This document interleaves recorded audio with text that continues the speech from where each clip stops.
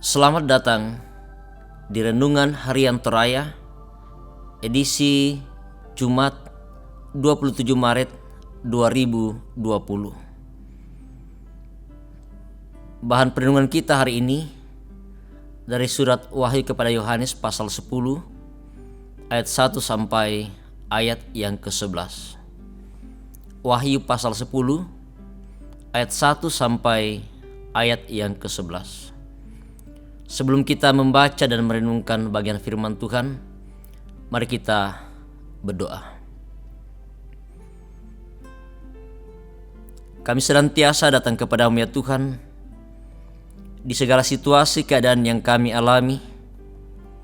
Secara khusus ya Tuhan, jikalau saat-saat sekarang ini kami dalam situasi kegelisahan, keprihatinan oleh karena adanya virus corona yang telah menelan begitu banyak korban jiwa. Hanya kepadamu ya Tuhan kami serahkan kehidupan kami. Kami percaya bahwa Engkau yang selalu menuntun kami, memberikan kekuatan bagi kami bersama. Terutama ya Tuhan, melalui renungan harian Toraya saat ini, kami akan merenungkan firman-Mu. Ya Roh Kudus, berkati kami, berikan hikmat kepada kami, berikan pengertian. Biarlah kami dimampukan untuk memahami apa arti firman-Mu ini, untuk selalu menjadi kekuatan bagi kami, selalu menjadi pegangan hidup bagi kami, dalam kami menjalani kehidupan yang Tuhan karuniakan. Di dalam Yesus Kristus kami berdoa. Amin.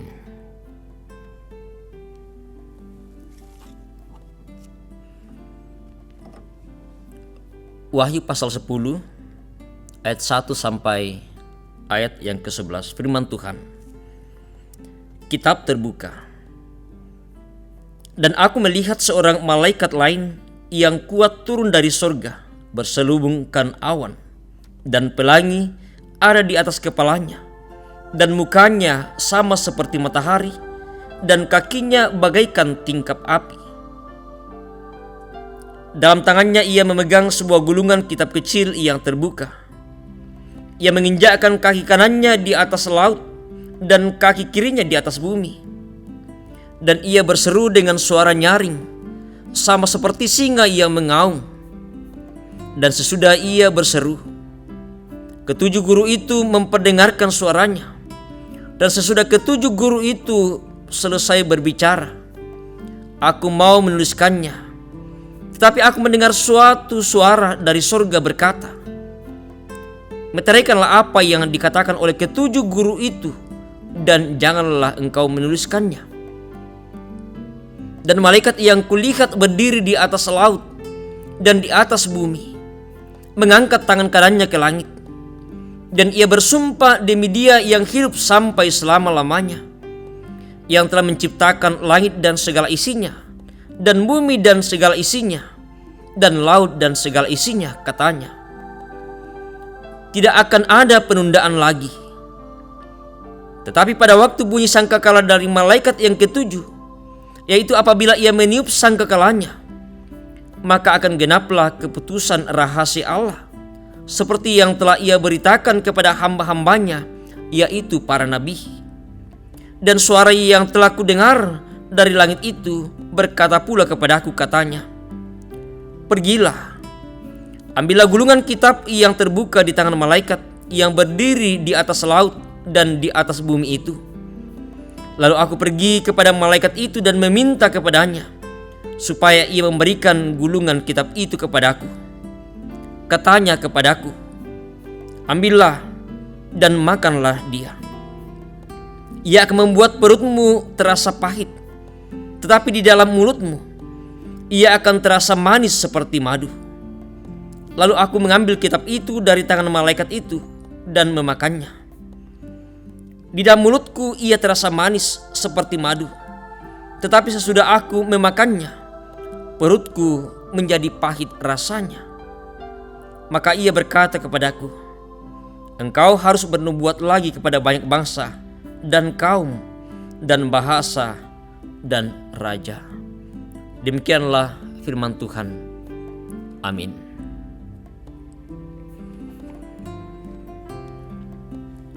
Saudara-saudara yang kekasih dalam Tuhan, tema perenungan kita hari ini, hidup seturut perintah Allah. Hidup seturut perintah Allah, tuo siturut parentana puang. Bapak, Ibu, dan saudara-saudara yang kekasih dalam Tuhan, dalam melakoni pekerjaan, kita dituntut mengerjakan sesuatu sesuai dengan perintah.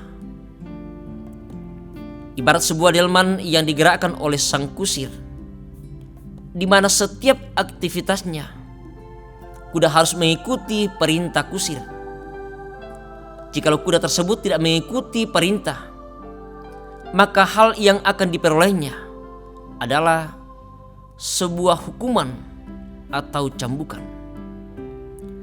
Berbanding terbalik, ketika kuda tersebut mengikuti perintah, maka ia akan diberikan kenikmatan berupa makanan, minuman, bahkan asupan vitamin.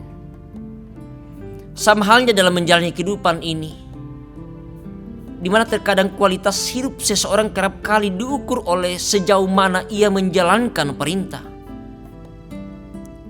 Sehubungan dengan bacaan, tentu kita semua menyaksikan hal yang sama, di mana masih sangat banyak orang yang tidak menjalankan perintah, bahkan mengabaikannya.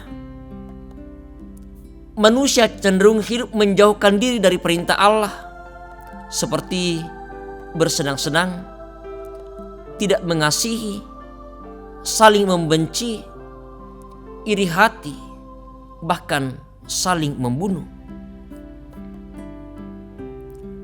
Hal-hal seperti inilah yang akan menghancurkan setiap orang karena tidak lagi menjalankan tugas sesuai dengan perintah, dan hal tersebut tentulah tidak mencerminkan kualitas hidup orang percaya.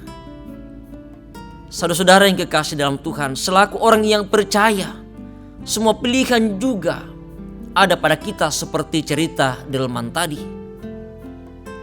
Ketika kita telah melaksanakan perintah dengan baik, tentulah semuanya akan membuahkan hasil yang baik pula. Namun ketika kita mengabaikannya, maka sangat jelas upah yang akan kita terima. Jadi alangkah bijaknya kita sebagai orang percaya untuk benar-benar menerapkan prinsip hidup sesuai dengan perintah Allah.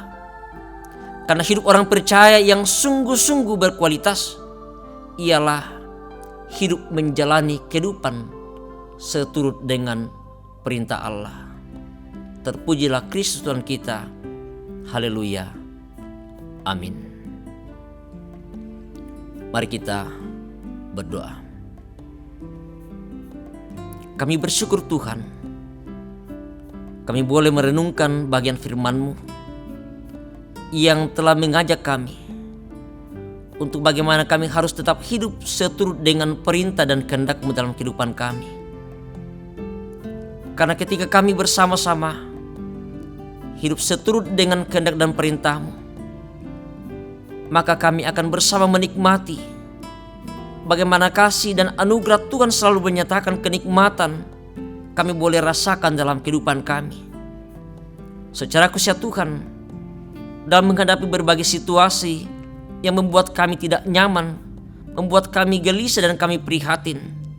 Secara kuasa Tuhan, di tengah-tengah situasi yang terjadi saat ini, ajar kami ya Tuhan untuk tetap hidup dalam ketaatan, untuk melakukan kehendak-Mu dalam kehidupan kami. Di dalam nama Yesus kami berdoa dan bersyukur kepadamu. Amin.